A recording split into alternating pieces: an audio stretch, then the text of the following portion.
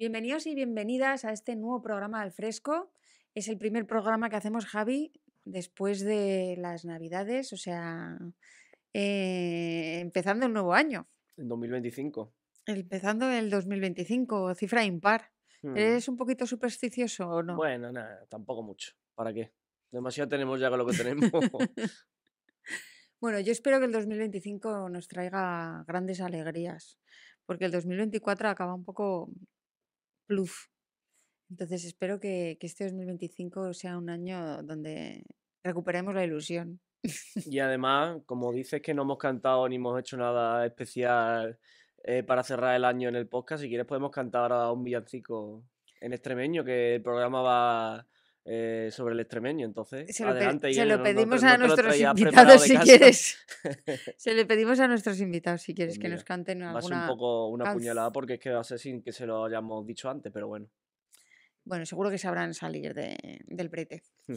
Yo quería que habláramos de algunas cuestiones que es verdad que como esto lo grabamos y luego se emite tiempo después, pues a veces nos queda un poco descolgado, pero yo creo que no debemos dejar de pasar cosas, aunque hayan pasado hace tiempo. O sea, que la gente que nos ve y nos escucha dirá, jolín, esta gente, qué pasada o sea, qué atrasados andan. Realmente esto es que lo grabamos cuando podemos. Pero no deberíamos de dejar pasar por alto algunas eh, Últimas polémicas, de ¿no? las polémicas, exacto, del Que no último hace falta año. llegar a los primeros, con llegar es importante, ¿no? Exacto, no hace falta comentarlo al pie. Y también te digo que me revienta bastante tener que ir siempre a... Jo, yo estoy un poco espesa, ¿eh? Tener que ir siempre comentando la última estupidez de la señora Ayuso, que dice muchas, porque tiene una diarrea mental bastante prominente la mujer. Pero es que lo que dijo el año pasado es para que nos paremos a pensar, ¿no? Ella en la conferencia de presidentes soltó la perla de que no era lo mismo el SMI para un empresario madrileño que para un agricultor extremeño. Es verdad que no lo dijo en rueda de prensa, esto se filtró a los medios porque ya lo dijo dentro. Pero cuando los medios le preguntaron por esta declaración, ella no la negó. Sí que hizo puntualizaciones, se explicó, porque claro, lo que vino a decir con esto fue que tenía que haber unos sueldos más altos en Madrid y más bajos en otros territorios como Extremadura. Luego, además, cuando lo aclaró, incidió en que no era lo mismo pagar un sueldo en Madrid que Salario mínimo. un salario mínimo en Madrid, que un salario mínimo en otras regiones. O sea, que sí que hizo esa diferencia por territorios. Y claro, esto yo creo que nos indignó a muchos y a muchas. Primero porque el salario mínimo es mínimo, o sea, es que no se puede bajar de ahí y obviamente debería ser el mismo para todo el territorio, ¿no? Para garantizar la igualdad, la equidad. Ellos que van a la conferencia de presidentes a cagarse en el cupo vasco y nosotras también, desde aquí, yo quiero decir que tampoco estamos de acuerdo, obviamente, con que haya privilegios para ninguna comunidad autónoma, pero es que plantear un salario mínimo interprofesional en un territorio distinto al de otro es cargarse la igualdad y la equidad totalmente. Y es trasladar la idea, ¿no? De que en Extremadura, en su caso, el sector primario, pues es un sector subsidiado, con bajos salarios, con poca rentabilidad, como si la agricultura en Extremadura tuviera unas claves distintas a la agricultura en Madrid, en el País Vasco, en Valencia, y no es verdad. La agricultura es una actividad profesional, es una actividad que debe de pagar sueldos dignos y es una actividad que tiene sus problemas, pero como los tienen otras comunidades, ni más ni menos. Entonces, yo creo que ahí patinó tremendamente la señora Ayuso, demostró que no conoce el sector primario, demostró además que no sabe lo que supone el salario mínimo para regiones como Extremadura y, y bueno, ¿qué ha supuesto el salario mínimo para Extremadura, Javi? Pues tenemos tantas noticias buenas como noticias no tan buenas sobre el mercado laboral extremeño en los últimos años. Es cierto que en este último año, por eso la señora Ayuso lo ha dicho ahora y no lo ha dicho hace un tiempo atrás, en Extremadura, por ejemplo, en el tercer trimestre es donde más ha aumentado el gasto laboral de toda España, un 9,5%. O si nos volvemos al trimestre anterior, al segundo trimestre de 2024, el salario medio extremeño ha aumentado el doble que a nivel estatal, aumenta un 8,4% respecto al 4% que aumenta. Por lo tanto, ahí indican cosas, ¿no? De que igual a Ayuso no le parece bien que los salarios mínimos, perdón, el salario medio extremeño esté creciendo, esté llegando a parecerse al que hay en España, porque al final ella entiende, bueno, su partido, lo que ella significa, entiende su ideología de que tiene que haber una España de varias velocidades y que Extremadura somos una colonia en la que se basa en salarios bajos y en recursos naturales que pueden explotar empresas madrileñas o transnacionales o vascas, en fin, de territorios más ricos. Entonces yo creo que por eso también viene Ayuso a decir eso. Eso es la buena noticia de cómo van los salarios a nivel español, o sea, a nivel extremeño, en este último año, que es verdad que han crecido bastante y bueno, más que en la media española, va creciendo el doble que a nivel de la media española. Sin embargo, nos encontramos, si nos ponemos con la vista un poco más larga, con que los salarios extremeños, por ejemplo, ahora mismo han subido, es verdad, un 15%, desde que, por ejemplo, en los últimos años, desde que empezaron las subidas con el gobierno de coalición, la primera en 2019, hasta ahora han subido un 15%, que no está nada mal el salario medio extremeño, pero es verdad que ahora mismo tenemos el mismo salario en Extremadura que la media de España hace una década. O sea que vamos como una década por detrás al país. Tenemos ahora eso, el salario de ahora de Extremadura es el que había en España, la media, hace 10 años. Son datos que, bueno, que al final no dan optimismo, ¿no? O por ejemplo, vamos a hablar de Madrid, ¿no? Porque ella es madrileña. El salario medio en Madrid en este 2024 ha sido, según los datos, 2.800 euros, más de 2.800 euros, cuando el de Extremadura ha sido 1.931 euros. Casi 1.000 euros de diferencia de salario medio. Pero si nos vamos a la letra pequeña, que lo que es la media siempre es muy tramposa, porque es verdad que hay salarios que son muy altos y eso desvirtúa lo que es la moda, lo que es la mayoría de la población lo que cobra, hay que destacar algunos datos que he encontrado, sobre todo en el Instituto de Estadística de Extremadura. Dice dos datos que son muy curiosos. En 2022, que son los últimos datos, la mayoría de los extremeños, de los trabajadores extremeños, se situaban entre los 1.000 y los 1.335 euros al mes. Bruto, que no es ni limpio siquiera, que son el 16,3%. Pero es que más de un 13% cobraba menos de 1.000 euros. Por lo tanto, uno de cada tres trabajadores en Extremadura cobra menos de 1.300 euros brutos al mes, que no es ni siquiera limpio, ¿no? Y que hemos perdido incluso poder adquisitivo con respecto a España. De hecho, ganamos ahora mismo. Ahora hay más gente ganando menos de 1.500 euros que, por ejemplo, en 2016 en Extremadura. O sea que a pesar de que han subido los salarios, a pesar de que la media es mejor, de que se ha subido el salario mínimo, ahora hay más gente cobrando eso, menos de 1.500 euros que hace 8 años. Por lo tanto, la media muchas veces nos ayuda a explicar cuál es el ritmo del mercado laboral extremeño, la economía extremeña, y son datos que son para preocuparse también. Por supuesto, pero lo que es evidente es que si se plantea que aquí se cobre aún menos, por ley, con un salario mínimo interprofesional distinto por la coyuntura particular extremeña, pues la gente es que no se va a quedar aquí, se va a ir. Con lo cual el salario mínimo interprofesional no puede ser aquí más bajo, tiene que ser el mismo para tener las mismas oportunidades. Y otra cosa, decirle a la señora Ayuso que ella decía en la conferencia de presidentes que es que, claro, Madrid no se puede contar como si fuera un territorio cualquiera, porque Madrid tiene sus propias dinámicas. Bueno, pues Madrid se sostiene gracias a la energía, gracias a los alimentos, gracias al trabajo de muchos extremeños y extremeñas que también se han ido allí a aportar y a construir.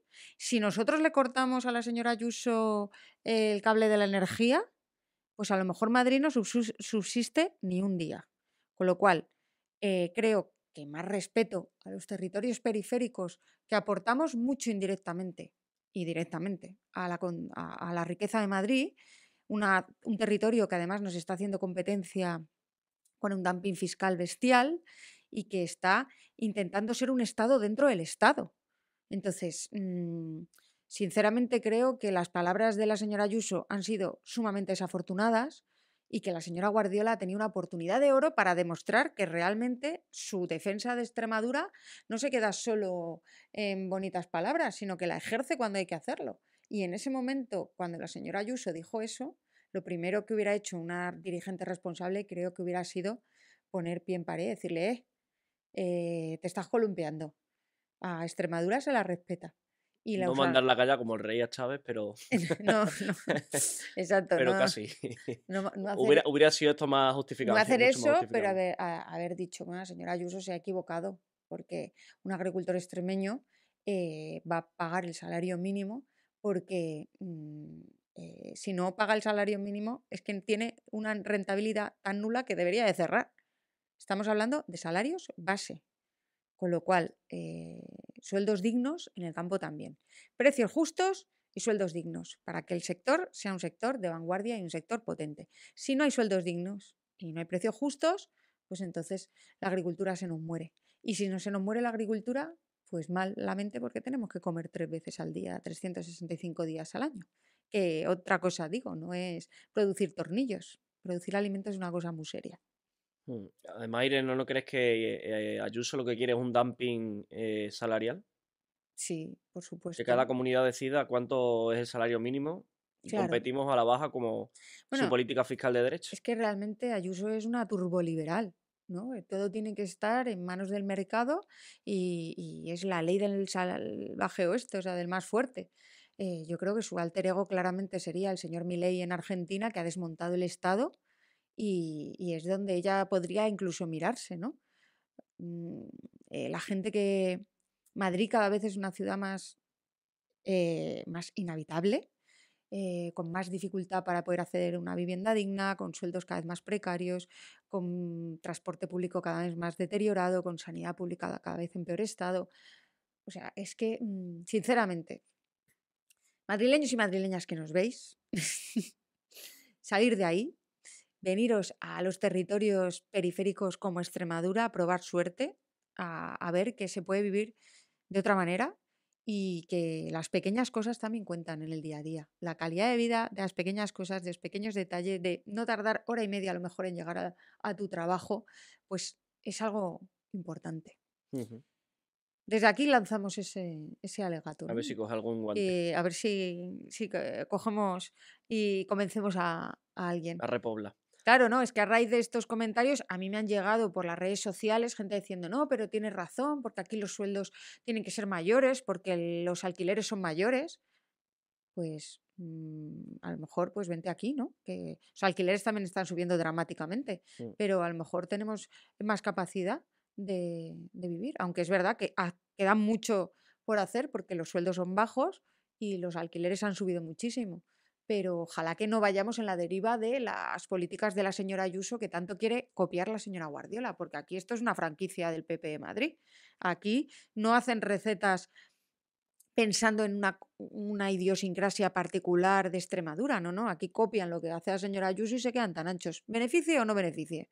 Competitividad fiscal a tope, igual que la señora Ayuso, beneficie o no beneficie.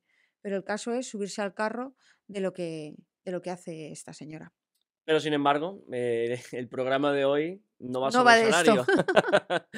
no va de esto, va Vamos a de... reconducirlo, ¿no? Vamos a Si te hablar de parece. otro tema más amable, que son Bueno, amable depende para quién, ¿eh? Hay Bueno, gente a sí, la que no sí, le sí, hay gusta gente que no le y que gusta. incluso igual nos va a insultar cuando salga. Sí, sí, seguro, Y seguro, porque seguro que es de madre Madrid, mía, ¿eh? madre mía. Seguro que es de Madrid más de Pero uno. bueno, yo creo que es un patrimonio inmaterial incuestionable y es un tesoro que hay que cuidar. Entonces, vamos a pasar con la entrevista, que hoy tenemos 2 personas invitadas y vamos a hablar de un tema que últimamente ha estado de moda aquí en Extremadura, que son nuestras lenguas.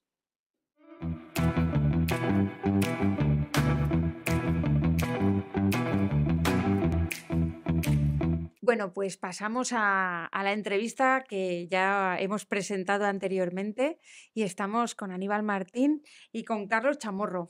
Encantadísima de que estéis hoy aquí, de Nada, verdad, un aquí gusto. sentados al fresco. Un placer. Al fresco, además hace fresquino. Además, Totalmente. además esto no está a temperatura. Hemos tenido que coger el chambergo para venir, pero bueno, aquí se está a gustito. Bueno, pues vamos a hablar de un tema que está de radiante actualidad, que son las lenguas extremeñas. Y bueno, Aníbal, quería presentaros. Aníbal es escritor, poeta, divulgador articulista y, bueno, Lo que me echen. de la lengua Como extremeña desde Catri. hace muchos años. Desde 2020 has escrito 6 libros, Aníbal, vaya producción, ¿eh? Bueno, unos cuantos, sí, sí, sí. Y Bueno, ahora estás además con tu promoción de la última novela, ¿no? sí, ahora estoy con lo que me apetecía escribir, porque a mí lo que me gusta siempre es Ujú. la ficción o la poesía o la narrativa, pero ficción. Y me había estado varios años liado con 2 ensayos que quitan muchísimo tiempo, pero que necesitaba escribir, ¿no? Pero sobre todo el último, el de Diablo Jazz Cantoring, era el libro que tenía que escribir para poder escribir este, porque el otro era la investigación y era, digamos, la justificación de por qué estoy escribiendo como escribo, ¿no? ¿Por qué mi abuela hablaba de esa manera? Para luego poder escribir el que me apetecía, que es utilizar la lengua para contar historias, que es Claro. lo que a mí me gusta, que es este último, El Sol del Lobo. Tú desciendes de las Urdes, has escuchado en tu casa el jurdano de toda la vida y forma parte de tu realidad y de tu día a día, Sí, ¿no? sí, y de mi memoria lingüística y de muchas conversaciones con... Hay muchos familiares que no me los imagino, claro, hablando de otra manera porque no saben hablar de otra manera, entonces los recuerdos de esos familiares, los recuerdos, que además muchos recuerdos que tenemos de las personas son lingüísticos, son frases que te han dicho, Sí, conversaciones, pues todo eso está almacenado en mi cabeza en una lengua muy concreta que no es el castellano. claro. Pues tengo que decirte que mi cuñada precisamente hoy me ha recomendado tu libro. Cuando le he preguntado por palabras, porque ella habla extremeño, y le he preguntado por palabras que ella me había dicho alguna vez y yo no me acordaba, y me dice, te tienes que leer justo este libro. Digo, no te lo vas a creer, pero es que esta tarde he quedado con Aníbal. Qué casualidad, hasta en la sopa. Bueno, es muy importante el trabajo que estás haciendo y desde aquí te lo agradecemos Muchas mucho. gracias, muchas gracias. Carlos, tú eres geógrafo también, Sí, bueno, también no, eres historiador, sí. geógrafo, y además has hecho un estudio pionero con la universidad y el SEXPE, ¿no? Sobre el turismo activo y las lenguas minoritarias en Extremadura. Luego te preguntaré un poco más y además Sí. vienes de La Garrovilla. Exacto, soy garrovillano. Ah, Y podemos decir eso, que es el primer estudio serio, por así decirlo, que se ha hecho sobre el análisis de las lenguas de Extremadura en cuanto a un nivel sociolingüístico. Hemos tocado varios temas, hemos tocado el tema educativo, hemos tocado el cómo las instituciones han tratado el tema y si deberían o no de cuidar más las lenguas de Extremadura. Hemos tocado el ámbito de cómo las personas consideran lo que hablan, ¿no? Si realmente lo consideran otra mm, lengua o si no. En fin, yo creo que es un análisis que nos ha quedado muy para estudiarlo, para sacar muchas conclusiones de ese análisis, porque han sido casi 1.300 los que hemos encuestado. Creo que es un estudio muy serio. El único que había que encontramos por ahí que se había hecho anteriormente tenía unas 60 muestras y sentaba cátedra con 60 muestras, entonces yo creo que podemos Jolines, estar pero vamos, satisfechos del trabajo que hemos hecho durante este año. muy interesante. Mm. ¿Y cómo te dio por empezar este estudio? Bueno, mira, si quieres te empiezo un poco a contar la conexión con el extremeño. Fue toda a través de mi abuela. Mi abuela Eugenia, que en mi pueblo era conocida como Siña Eugenia, y fue a través de ella de que ella hablaba extremeño con total naturalidad, ¿sabes? Y a mí me pilló la época que ya estaba yo estudiando la carrera, tal, y yo la escuchaba y yo decía, "Joder, mi abuela, que ve, siempre yo corrigiéndola, abuela, esto no se dice así, esto se dice asado, no sé qué". Y ya llegó un momento, cuando me fui fuera a estudiar, digo, me decían mis amigos, Carlos, yo no sé lo que estás diciendo con ciertas palabras y ciertas expresiones, y empecé a decir yo, "Oiga, a ver si es que mi abuela no es que está hablando mal castellano, sino que no es que habla otra cosa". Claro. Y entonces me empecé a interesar por el tema. Y a raíz de ahí, pues conocí a OC, me acuerdo, en Torremayor, en una charla que dio Dani Gordo, y entonces fui para allá y bueno, la charla como que, o sea, se me abrieron los ojos de una manera, porque digo, joder, es que estaba todo el rato pensando en mi abuela, que en esa época ya había fallecido, y digo, joder, es que mi abuela se fue pensando que hablaba mal, y yo la corregía.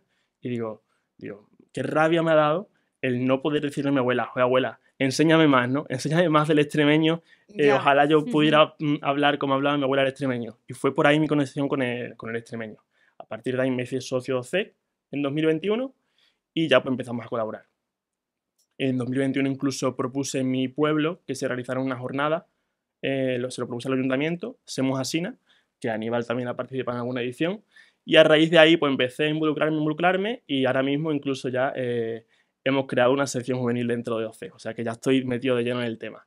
y fue proponerme El órgano de seguimiento de la del del extremeño extremeño y y su su cultura. cultura. Exacto, Para que sepamos todos que es ORCEC, exacto. que yo sé que los extremeños conocemos perfectamente la ORCEC, pero muchas veces no sabemos qué Bueno, pues no te creas, significan ¿eh? las Porque siglas. mira, una de las preguntas del estudio, porque el estudio que he hecho se ha hecho a través de una encuesta, una de las preguntas era, ¿conoces OCE? Y más del 70% no lo conoce. Que después nos ha venido muy bien esa encuesta porque como algunos por Twitter nos decían, eso es una encuesta que se le han hecho a los amigos. Pues mira, no. La gran parte de las personas encuestadas no conocen qué es OCE. O sea que digamos que es una encuesta que se la hemos hecho a gente de la calle que puede conocer OCE o no puede conocerlo. Bueno, pues desde aquí vamos a lanzar también abrir esa lanza por la OSCEC, Exacto. porque está haciendo un enorme trabajo y además está juntando mucha gente buena ahí alrededor de las Pues lenguas sí. extremeñas. Y mucha gente joven que también hace falta que el extremeño está vivo. O Claro, sea que muchas veces asociamos el extremeño, ¿verdad?, a como a las Sí, generaciones más mayores, a la sí. gente pero más bueno, mayor. que a los jóvenes nos interesa el extremeño, incluso después te puedo contar si quieres que hay gente haciendo música en extremeño y creando en extremeño, o sea que yo creo que el extremeño es una lengua viva y de futuro. Pues sí, sí, luego vamos a hablar de eso. Pero empezar por contarme, o sea, el extremeño, ¿qué es el extremeño y por qué no tenemos que llamarlo Castúo? Importante. Pues bueno, castúo es una palabra que acuñó Luis Chamizo para la obra El miajón de los Mm. castúos. Con castúo se refería a los labradores, esa imagen que tenemos ahí, ¿no? Se refería a las personas que trabajaban en el campo, como si fuera extremeñizó la palabra castizo. No se refería a la lengua como tal. Poco a poco, como estaba escrito en esa modalidad lingüística, pues rápidamente se asignó ese nombre Castúo para la lengua, pero no, no era la palabra Él que nunca lo dijo utilizaba, así, no, ¿no? no, nunca lo utilizó con ese sentido. Eh, o sea, los nombres de las lenguas no bajan con las lenguas del cielo, yo siempre lo digo, ¿no? Cuando hay discusiones sobre el nombre de una lengua, pero sí que hay nombres que tienen más sentido que otros. Por la extensión que vemos de los rasgos de este rasgo de la modalidad lingüística de la que estamos hablando, del conjunto de modalidades, cómo se extienden por el territorio de Extremadura, es un territorio lo suficientemente amplio como para poder llamarlo extremeño. Y los autores de principios del siglo XX no dudaron en ningún momento en llamarlo así. Ha sido actualmente cuando surgió esta polémica al decir extremeño, quizá por la U, pero está lleno la prensa de principios del siglo XX de poemas, de narraciones de cuentos que se titulan extremeñas o cuentos extremeños o poesía extremeña, para diferenciarla precisamente de la castellana. No había ningún problema. Entonces, yo pienso que es más llamarla extremeño o extremeño con O, da igual, porque en función de la apertura, en realidad es un detalle, en función de la apertura y de la zona de Extremadura se dirá de una manera o de otra, pero llamarlo de esta manera es más preciso que decir Castúo. Pero en estos temas yo siempre también lo que quiera la gente, si lo quieres seguir llamando Castuvo es perfecto, porque al final es un nombre que también tiene 100 años ya casi con ese sentido segundo que se le dio, esa acepción, así que también está bien. Yo prefiero la otra por razones más bien lingüísticas, históricas. Entonces, Aníbal, tú que llevas tantos años estudiando, ¿no?, el extremeño, ¿cuándo tenemos los primeros signos de escritos en extremeño? O sea, primeros del siglo XX. Hay textos anteriores, lo que pasa es que son difíciles de rastrear. En la literatura del siglo de oro, sobre todo en esa época, los pastores, la Mm. gente que trabajaba en el campo, normalmente si eran eglogas pastoriles o temas de pastores, siempre el pastor se expresaba en modalidades que se consideraban arcaizantes. ¿Y qué modalidades eran estas? Todas las asturleonesas. Entonces los pastores hablaban o en asturiano o en cántabro o hablaban en sayagués, que era una modalidad del antiguo reino de León, creo que hoy es Zamora, o hablaban en batueco, que era Sí. lo que con las batuecas se referían a las urdes enteras. Entonces se encuentran en muchos de estos, sobre todo obras de teatro de esa época, al pastor expresándose en modalidades de este tipo. Pero si tenemos que hablar de ya una escritura consciente de la lengua, tenemos que irnos a finales del siglo XIX. Yo el primer texto que encontré así que ya dijera, no, aquí hay una conciencia clara de que estás escribiendo en extremeño y además lo dice así en el título, fue a finales del siglo XIX. Incluso es curioso, uno de los primeros textos que tengo es un anuncio publicitario en un periódico de Badajoz, de Anda. 1890 y algo, 1889, donde refleja ese seseo que abundaba tantísimo en Badajoz a principios de siglo, a finales del 19, principios del 20, y que ya está casi desaparecido en Badajoz ciudad, pero que te vas a Talavera la Real o a Fuente del Maestre y todavía mucha gente lo utiliza. O sea que digamos que finales del siglo XIX los primeros textos ya escritos como conscientemente. ¿Y cuándo creéis que se produce el apogeo del extremeño? Que Dif- realmente hay... Sí, principios Mm, del siglo XX. El auge de los regionalismos, de las identidades regionales en toda España, digamos, una explosión, ¿no? de la cultura, se empieza a mirar hacia adentro, se empieza a mirar las modalidades lingüísticas vernáculas, pasa en todas las zonas de España y aquí también, además, de una manera igual, no estaba jerarquizada como está hoy en día. El gallego que se carteaba con el extremeño no desconsideraba, no pensaba que el gallego era más importante que el extremeño, esto pasaba. En cambio, hoy tenemos unas jerarquías en la cabeza que están asociadas a la cooficialidad o no de unas lenguas y otras. Y no estaba relegado a las personas que vivían en el campo, que no tenían estudios superiores, ¿no? ¿Había como mayor igualdad en el uso del extremeño o no? No, realmente los procesos de diglosia en Extremadura, de convivencia de dos modalidades lingüísticas, donde una tiene más peso cultural que otra, se dan aquí probablemente desde que el reino de Castilla y León se juntaron en el siglo XIII. O sea, ya en aquella época los rasgos, el cierre de la U y de la I, ya no se escribían en los documentos oficiales, porque las modalidades en las que se empiezan a traducir los documentos es un romance que se va pareciendo al castellano. Entonces, ya desde ese momento hay, digamos, lo oculto, que es la apertura, es la O, la apertura en la E, y luego por otro lado. O sea que no, ya estaba asociado a eso. Lo que pasa es que le dan valor, no lo desprestigian, o por lo menos el valor que tiene la curiosidad. Pero siempre ponen a hablar así a los campesinos. Rara vez, hay algunos casos, pero rara vez es la persona, el autor, el que se expresa de esa manera. Y cuando ocurre, la verdad es que es muy interesante que haya algún caso, luego te lo contaré.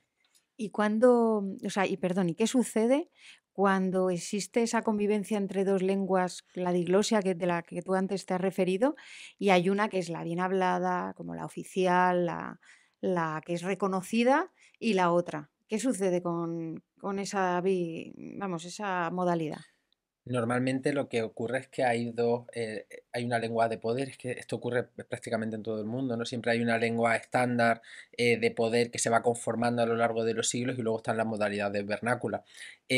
Bueno, pues mira, en un estudio de los años 50, en el que abarcaba la zona de Coria, las Urdes y demás, decía el filólogo que hizo el estudio que bastaba con creo que decía el boticario, el cura y el maestro para que desaparecieran estas modalidades vernáculas en las urdes porque la gente se consideraba culturalmente inferior. Y creo que da en la Mm. clave exactamente, ¿no? Si tú piensas que tu cultura es inferior a la de la otra persona, bueno, pues al revés, estás dispuesto a cambiar de tu forma de hablar para progresar, que era lo que le transmitían todo el rato. En cambio, en otros lugares donde tenían más identidad, por ejemplo, pueblos más grandes como Garrovillas o Serradillas, se ha conservado más tiempo que en las urdes, donde digamos que en el tiempo se conservó mejor y ha ido desapareciendo más rápido por culpa de esta minorización cultural. Lo que Anda. ocurre es que hay una cultura de poder que acaba con una cultura vernácula. Ujú. Carlos, sobre el estudio que has hecho, Sí. cuéntanos un poco qué conclusiones habéis sacado. Vale, pues mira, el estudio comenzaba con una pregunta que era un poco generalista, es decir, ¿te sientes identificado con la cultura de Extremadura? Pues más del 90% de los encuestados, o sea, han dicho que sí. O sea, que partimos de la base de que en Extremadura tenemos una cultura, Muy arraigada. una identidad Ujú. arraigada y una identidad propia. Bien, después ya nos íbamos viendo más temas de la lengua, ¿no? Si consideraban que en Extremadura se hablaba algo distinto al castellano y ya pues considerábamos bien la fala, el portugués Portugués rellano rellano. y el extremeño. Y bien, pues el 70% aproximadamente, la cifra ahora mismo no me la sé exactamente, pero sí consideraba que en Extremadura se habla algo distinto al castellano.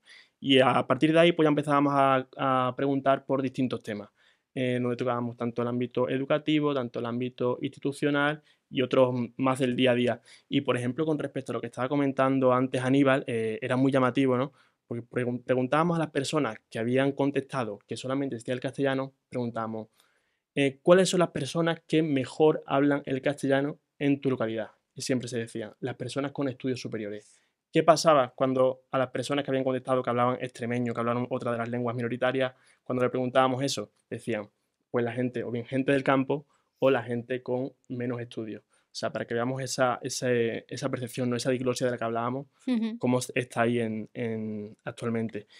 Y después íbamos preguntando pues muchas cosas más. Si creían que el extremeño debería tener presencia en el sistema educativo. Y en la gran mayoría decía que sí, que no sé que me recuerdo el porcentaje, pero era un porcentaje altísimo, que nos sorprendió muchísimo. 86% creo Algo que así era. era. Sí, sí. Y es que cuando vamos a conocer a los pueblos y damos las charlas y demás, es una de las conclusiones que siempre dice la gente. O sea, cuando preguntamos, pero ahora, ¿qué tenemos que hacer, no? ¿Cuál es el siguiente paso después de haber escuchado un poco, de haber puesto en contexto? Todo el mundo dice, esto hay que llevarlo a las escuelas, esto hay que llevarlo a los más pequeños. Ujú, Porque yo, por ejemplo, tuve la suerte de que en mi casa, a mi abuela, se lo escuché, pero ahora mismo a los niños probablemente no lo escuchen en sus Claro. casas. ujú. Porque otra de las conclusiones que sacamos del estudio es que el extremeño está relegado Al ámbito al familiar. ámbito familiar, a la casa. Es decir, tú sales y tú no vas a hablar extremeño. ¿Sabes? Preguntábamos en qué ámbito utilizabas el extremeño. Y en los ámbitos formales, por ejemplo, en el trabajo, era un 7% de los Claro. 1.300 encuestados, ¿sabes? O sea que y el porcentaje mayor, por supuesto, pues era en la casa o con los vecinos, con los amigos, pero en ámbitos de mucha confianza. Ujú. Entonces, eso es importante. Creo que el llevar el extremeño a la educación, creo que es un paso que deberíamos darlo ya, porque como bien dijo el Consejo de Europa, el extremeño está en peligro de En extinción. peligro de extinción, exacto. Entonces, o nos ponemos ya manos a la obra, o quizás mañana pues, pueda Eso ser os iba a demasiado preguntar tarde. ahora, que en qué estado está el extremeño, ¿cómo consideráis que están Responde nuestras si quieres lenguas? y luego doy yo Vale, mi respuesta. pues a ver, pues yo creo que es una evidencia que está en una situación pues muy minorizada, sobre todo pues porque creo que las instituciones quizás pues no es que no han hecho lo suficiente, Ujú. no han hecho lo suficiente para que se siga continuando, para que se siga transmitiendo. Es que yo creo que es que se ha dado la espalda al extremeño y a las lenguas minoritarias de Extremadura. Entonces, pues estas lenguas han quedado relegadas a un ámbito, pues, digamos, han sido ocultadas. Digamos que quien conoce hoy en día el extremeño y las lenguas de Extremadura, ahora quizás porque en redes hay un movimiento que se está dando a conocer, la labor docentes y todo, pero si no antes, era como algo que tú sí lo escuchabas a lo mejor a la gente mayor de tu pueblo, en la plaza del pueblo, en los bares, ¿no? En la gente del campo, pero no es una cosa que tú estuvieras en una conversación habitual. Entonces, ¿qué creo que debemos hacer? Pues mira, empezar ya a ponernos las pilas, sobre todo desde las instituciones, porque tienen la obligación de hacerlo. O sea, Sí, luego os ya va a nos lo preguntar están pidiendo. por esos deberes que yo creo Ujú. que desde las instituciones tienen que ponerse a ello. Mm. ¿Tú cómo consideras que está el extremeño, Yo, Aníbal? yo creo que está en ruinas, absolutamente en ruinas. Y además, si me centro en mi experiencia personal, ¿no? Porque Ujú, en esto cuenta, en la parte sociolingüística cuenta. Yo pienso en mi pueblo, pienso en mi familia y pienso en cómo hablaba mi abuela y cómo habla mi primo Alejandro, que es el más pequeño de la familia, que tiene 18 años, ahora recién cumplido. Y claro, notas la desaparición absoluta de la lengua. Mi abuela no sabía hablar de otra manera. Mi abuelo podía castellanizar un poco el habla para entenderse porque él salía a la siega y tal, pero mi abuela no. De hecho, mi abuela con mi madre tenía muchas veces problemas para comprenderse y me preguntaba a mi madre, ¿qué ha dicho tu abuela? Tal, ¿no? Y en cambio, sus hijos ya depende del grado de, no de estudios, sino de las personas, normalmente de quienes han sido sus parejas, de los trabajos que han tenido, han castellanizado más la lengua o la han castellanizado menos. Pues tengo un tío que se llama como yo, Aníbal, me llamo como él, que la habla prácticamente como mi abuela, en cambio mi padre habla como estoy hablando yo ahora, a no ser que sea en casa conmigo y me diga unas palabras o estemos en casa siempre ha utilizado expresiones enteras o partes de la conversación o cuando iba al pueblo que cambiaba totalmente la manera de hablar y para hablar con sus padres hablaba jordano y con sus amigos también. Pero está en ruina. Mi primo, el más pequeño, ya no sabe hablarlo. Claro que lo entiende todo porque es que ha vivido en el pueblo siempre. Entonces, todas las personas mayores de allí, que ya la mayoría están en una residencia de mayores, lo siguen hablando. Él lo entiende perfectamente, sabe cuáles son todas esas palabras, pero él no lo utiliza. ¿Cómo lo va a transmitir? Si claro. tiene un conocimiento ya pasivo de la lengua, Mm, puede reproducirlo, pero no hablarlo con naturalidad, que son cosas Ujú. diferentes, ¿no? De hecho, un día le quería enseñar a su novia cómo era, cómo hablaba mi abuela, y me dice a mí, Habla tú. háblale como hablaba abuela. Y digo, pero tú no puedes hablar también. Ya, pero es que me cuesta que me salga, ¿no? ¿Por qué? Porque no nos han dicho, no, pero aprende a hablarlo también, no solo a entenderlo. Entonces, lo entendías porque, claro, lo entiendes desde pequeño, pero no estimulas esa parte activa del conocimiento de la lengua. La parte buena de esto, estamos en el punto en el que esto se puede invertir. Todavía estamos muchísimas personas que somos hablantes patrimoniales, que no hemos perdido la entonación, porque tú puedes, un texto escrito en extremeño en un papel no es el texto como suena, ¿no? Mm. Entonces no hemos perdido la entonación, no es lo mismo que tú leas ahí Dandi huibidis y binibidis de allá para cuya estas horas, que oigas a mi abuela decir Dandi huibidis y binibidis de allá para cuya estas horas, hijo, Dandi vieni, que es como me lo decía. Entonces, eso no se puede, eso hay que grabarlo, eso hay que explicarlo de otra manera, ¿no? Entonces, estamos en ese punto en el que si tomamos medidas, lo salvamos, pero si dejamos las cosas estar, realmente un futuro Bastante negro, sí. negro. Bueno, recientemente, como sabéis, en la Asamblea de Extremadura se ha aprobado por casi mayoría, vamos a decir casi, que las lenguas de Extremadura, el extremeño, se ha reconocido como un bien de interés cultural, ¿no? Y esto ha suscitado de repente, como se dice ahora, un hate, una tremenda marea de odio. Bueno, mi compañera Nerea Fernández, que conocéis, que es amiga, bueno, pues se la ha vilipendiado, se la ha insultado, se le ha deseado, vamos, simplemente por defender el extremeño y por grabar un vídeo hablando en extremeño, ¿no? ¿Por qué, qué pensáis que la gente puede sentirse tan atacada por plantear que el extremeño es una lengua que tiene que ser, como nos ha dicho la Unión Europea, tiene que ser salvaguardada? Mira, pues yo lo primero que creo que esa gente no, por supuesto, no es la realidad. Porque cuando tú vas a los pueblos, Hmm. porque por ejemplo yo de conocer muchas veces con Dani Gordo por allá un montón de pueblos y tú vas, percibes una realidad totalmente distinta al ambiente que hay en Twitter, ¿sabes? Bueno, si es que Twitter ya es un Por ejemplo, microcosmos de odio y de rencor exactamente. ahí tremenda. Entonces, yo, por ejemplo, cuando te organicé las jornadas de Semus Asina en mi pueblo, que dice, "Mamá, a ver cómo va a funcionar esto, a ver si la gente". Mm, Recuerdo que era un llenazo, ¿verdad, Aníbal? O sea, y había gente de todas las ideologías, de todos los colores. sí, sí. O sea, que yo creo que es una cosa buena que tenemos aquí en Extremadura, es que no se ha relegado el extremeño a una ideología en concreta, sino que yo creo que es algo de todo.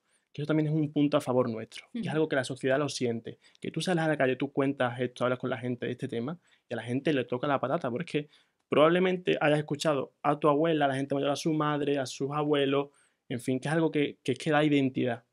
Y yo creo que tú lo hablas en la calle y la gente lo siente como suyo, que eso es muy Y importante. tiene que ver también alguna anécdota bonita de cuando la gente de repente reconoce que lo que hablaba no es que estuviera hablando mal castellano, ¿no? Sino que estaba hablando extremeño. Y Exacto. darse cuenta de repente Sí, cuando llega a la OSCE, cuando escucha a Aníbal en redes sociales, o de decir, anda, si es que sí, no estoy, o sea, no es, tengo que cambiarlo. O sea, claro. que es que yo lo que estoy hablando es otra cosa. Yo he llegado a ver a gente en las actividades que hace OCE, a gente mayor emocionada, ¿sabes? Al darse cuenta de decir, joder, es que lo que yo hablo, lo que hablaban mis padres, no es que hablemos mal castellano, sino que estamos hablando bien extremeño. O sea, he visto a gente llorando por eso. Yo siempre lo digo, yo creo que es una forma también con un poco de empoderamiento a las personas Claro, mayores, totalmente. que siempre, incluso yo escuchaba a mi abuela que le castigaban en la escuela, que le pegaban por decir mal X palabra, alguna expresión, Ujú. que incluso le iban a pegar. Entonces, todas esas personas que han crecido en una educación tan restrictiva, en una educación de o hablas castellano sí o sí, el escuchar todo esto, el aprender, porque al final es aprender a decir, es que tú hablas algo distinto al castellano, estás hablando extremeño. Creo que es una forma de empoderarlos también y de decirles, oye, mm, vosotros tenéis un patrimonio que es mucho más importante, igual de importante que el teatro romano, que el Alcazaba o cualquier otro monumento, que es un patrimonio lingüístico. Entonces, hacerle ver eso a la gente mayor, yo lo he visto en mis propios ojos, les emociona y yo creo que les hace sentirse pues, mucho más importante. Claro. Y por añadir algo, es que las derivadas que tiene el uso de la lengua en el desarrollo vital de las personas es muy grande. O sea, no, siempre parece que folclorizamos un poco, ¿no? Digamos, la importancia que tiene, como, bueno, tiene la importancia de un poema bonito, pero va muchísimo más allá. Yo estoy harto de escuchar cuando era pequeño, díselo tú, que tú hablas mejor. Ves, habla tú, que tú hablas mejor todo el rato. Las personas que tenían un conocimiento del castellano peor, en mi pueblo pues siempre era como, ay, acompañar directo al médico, no sé qué, o hacer valer sus derechos laborales. Siempre era claro, la minorización cultural al final es una minorización también social. Ocupa el lugar que piensas que te pertenece en el sentido de que no reivindicas tanto tus derechos, porque y si es que no me sé expresar bien, es que van a decir que soy un inculto, ¿cómo le voy a decir que he leído el contrato y aquí pone otra cosa. Yo he visto muchas veces estas situaciones, pero hasta hace 4 días un amigo mío acompañaba a su abuela al médico y le dijo a la mujer el eufemismo para decir la ingle, que es las berijas, que además existe en castellano también, y le dijo, me duele y para aquí para las berijas. Y entonces el médico se le quedó así y empecé a preguntarle amablemente qué es lo que hay que hacer cuando no entiendes una lengua, por lo Mm. menos sea amable, ¿no? Pues lo que le dijo fue, señora, ¿me puede decir lo que le... pero de una manera muy mala, ¿no? Y fue el nieto el que tuvo que decirle, las berijas es la ingle y además es una palabra que existe en extremeño y en castellano. O sea, que es que hasta la hora de ir a un médico, ¿no? O sea, que no es solamente una canción, no, es el día a día de las personas vivas. Sí, sí. Eso es A el... mí me ha pasado, mi abuela, como sabéis, yo no tengo raíces extremeñas, pero cuando llegué a Extremadura sí que me di cuenta de ese patrimonio lingüístico y de esa forma de hablar que representaba, bueno, pues también es una cultura y una identidad. Bueno, pues mi abuela es leonesa y ella hablaba leonés. Y luego, con el tiempo me he dado cuenta de que muchas palabras que ella decía están en la RAE recogidas. Y digo, si es que mi abuela hablaba genial, si es que mi abuela hablaba, vamos, con palabras muy cultas. Y yo cuando las escuchaba decía, ¿qué dirá? ¿Qué querrá decirme con esto? Y me da mucha rabia, es lo que tú has dicho, me da mucha rabia que se haya ido porque yo no recuerdo todo ese tesoro cultural que ella tenía y que me hubiera encantado ahora, consciente de lo que supone vamos, el patrimonio lingüístico, haber estado al lado suyo ahí escribiendo, Total. ¿no? Cada palabra que decía. Me da mucha rabia. ¿Qué consideráis que tienen que hacer las instituciones para revalorizar, para poner en valor, para conseguir concienciar sobre la importancia del idioma y sobre todo que la gente pues vuelva a hablar extremeño?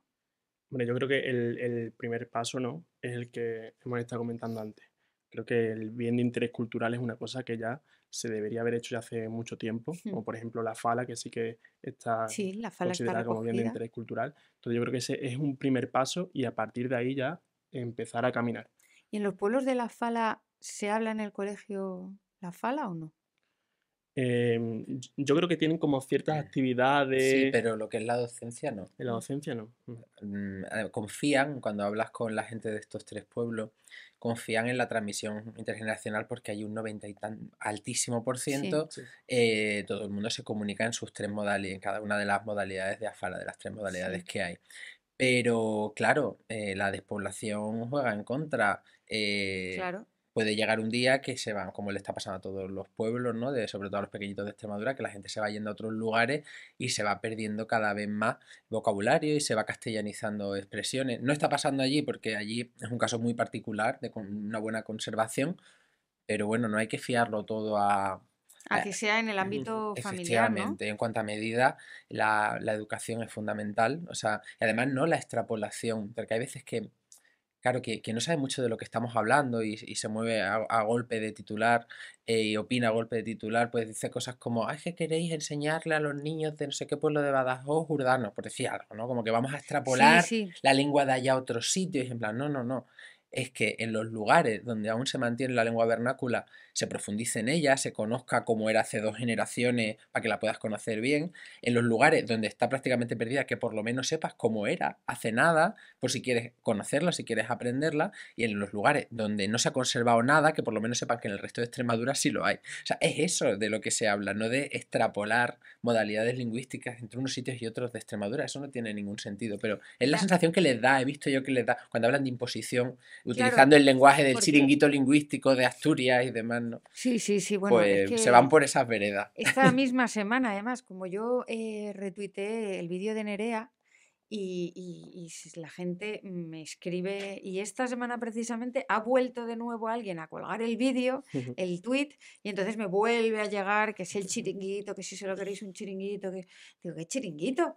Digo, si lo único que estamos hablando es de un bien de interés cultural que hay que conservar, que nos lo está diciendo Europa, ¿no? Es lo que hemos pedido y que además ha habido mayoría, o sea, es que hay un consenso casi absoluto, menos Vox, obviamente, en la Asamblea, pero hay un consenso casi absoluto en toda la sociedad extremeña. Es un altísimo porcentaje que asume que lo que se estaba hablando hasta hace muy poco tiempo no era castellano, era extremeño y que hay que hacer un esfuerzo por conservarlo, ¿no? Entonces, no veo ahí el problema. Pero tampoco se está pidiendo pues una unificación del extremeño, como han hecho, por ejemplo, los vascos con el batúa, ¿no? Que Claro. han creado un vasco que pueda ser hablado aunque luego haya variedades, ¿no?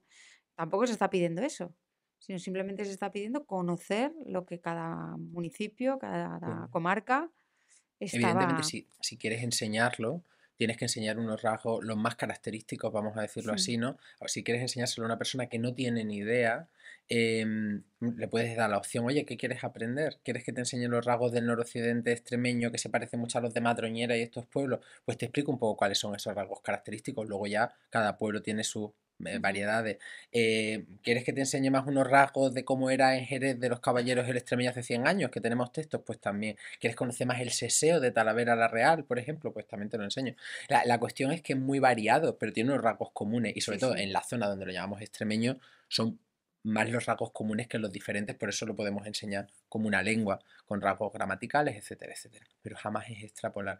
Y cuando hablamos del casi consenso total, fíjate que es un sinsentido que Vox precisamente sea quien vote, el único que vote en contra, cuando muchos de, o sea, su espacio ideológico hace 100 años eran de Sí. los que más protegían estas modalidades de Totalmente. lingüística. Y los textos, que de hecho se los puse a algunos de ellos, ¿no? Eran la mayoría de exaltación patriótica en los años 30, muchos textos de exaltación Ya, patriótica, hijo. franquistas, falangistas. Lo que pasa es que, bueno, es un partido que va a la contra de No, todo y bueno, también que es de que derecha. hacen lo que diga el señor Abascal en Madrid. Entonces, al señor Abascal en Madrid Pero yo sé que en su fuero interno, mucha esto le gente de suena, Vox Extremadura creo que hasta ha tuiteado Abascal con el tema mm, de que era Vic, ha tuiteado, sí, ha tuiteado y diciendo, bueno, pues contra el ahora PP. contra el PP por haberlo apoyado, ¿no? Diciendo, bueno, pues ahora pídanle el apoyo a los que quieren hablar extremeño, no sé qué, ¿no? Como denigrando, humillando, bueno, peor para él. Totalmente. Y para terminar, decirme, venga, alguna obra, algún poema, algo, algún escritor o escritora que escriban en extremeño para animar a la gente a que, bueno, yo, por supuesto, recomiendo Aníbal. Gracias a él tengo amigos en Madrid que me han hablado del extremeño por Aníbal. Hay un chico en Twitter que habla en extremeño. Digo, jolín, digo, vamos, que lo que estás haciendo no está pagado. Por supuesto. Mira, yo voy a decir un autor, Crucian Marco, el libro de Las Huélligas, yo creo que lo deberíamos de El conocer libro de todos. Las Huélligas, las huelgas. Las Huélligas. Creo que es un libro que todos los extremeños deberíamos conocer. De hecho, nosotros en las clases, los miércoles, tenemos clases de extremeño en Cáceres y Ah, sí, sí. siempre recitamos algún poema de Cruz, que un poeta de Casillas de Coria que nos dejó hace poco. Y pues yo para mí es como mi escritor de referencia en extremeño, además de Aníbal, por supuesto. Pues mira, hay muchísimos escritores en extremeño de principios del siglo XX, la verdad es que abundan, no los conocemos Mm, pues por la minorización cultural, pero yo tengo muchísimos recogidos.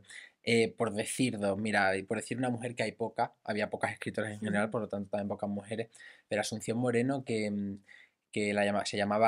utilizaba el seudónimo de Cascarilla, vivió casi toda su vida en Badajoz, pero era de un pueblo, creo recordar que de Ceclavín, y escribía en extremeño casi todos sus textos. Tiene unos poemas muy simpáticos. El primero lo mandó en periódico con 11 años en Badajoz y se lo publicaron, porque como no sabían qué edad tenía. Luego también de Badajoz, una escritora que la conocí a través de sus hijas, que falleció este año la mujer, se llamaba, no me acuerdo ahora bien del nombre, pero Resmella de apellido seguro, y tiene unos poemas también populares muy bonitos en extremeño. Y como escritor que a mí me guste digamos, por la utilización del léxico, porque, digamos, tenía muchísima riqueza léxica, mucho repertorio, su escritura era muy vernácula. El abuelo de Jordi Évole, Pedro Évole, ¿Ah, sí? alcalde de Garrovilla, es para mí el que mejor escribía, porque se notaba que tenía un conocimiento directo, no era de oídas, era de que lo hablaba, o por lo menos todo su entorno lo hablaba. Y todos sus textos además los publicaba en el órgano del Partido Socialista, se llamaba Unión y Trabajo, todos están ahí. Y normalmente es bajo el título Facetas de la Tierra y además con unos matices que son interesantísimos. Mira, por ejemplo, ponía a todos los trabajadores de la tierra, los ponía hablando un extremeño puro, precioso, pero al caciquillo o al capataz ya lo ponía castellanizando un poco el extremeño. Y luego ya que venía de fuera, pues un poco Pues más ya castellano, más. y a la gente rica del pueblo ya casi castellano también. Y hacía esta diferenciación en sus diálogos. O sea, era un tío que de una forma muy consciente utilizaba la lengua con en su caso además con una intención claramente política, ¿no? Era proselitismo. Pero son unos textos interesantísimos lingüísticamente hablando, aunque no compartieras con él la ideología, son unos textos que hay que revisar porque están llenos de vocabulario. Llenos. Oye, pues unas recomendaciones chulísimas. Las vamos a apuntar y tenemos que buscarlos. Pues muchas gracias por haber compartido esta charleta, ¿cómo se diría? Palramiento, ¿no? Esta palraera, esta caraba, La esta Esta palrera. caraba, corrubra. esta caraba, La claro que sí. caraba. Sí, sí, Me sí. encanta a mí esa palabra. Sí. Pues muchísimas gracias y ojalá que el extremeño empiece a volar fuerte y alto y Sí. escuchemos a los niños y a las niñas de Extremadura hablar sin complejos la lengua de sus abuelos, que es Ojalá. una lengua viva. Ojalá en casa que la hablen en la calle. Sí. Muy agradecido. Un placer, el racial pa' aquí. Un Pues gusto. vamos a seguir con la siguiente sección, que son los extremeños y las extremeñas hacen cosas y bueno, os vamos a sorprender.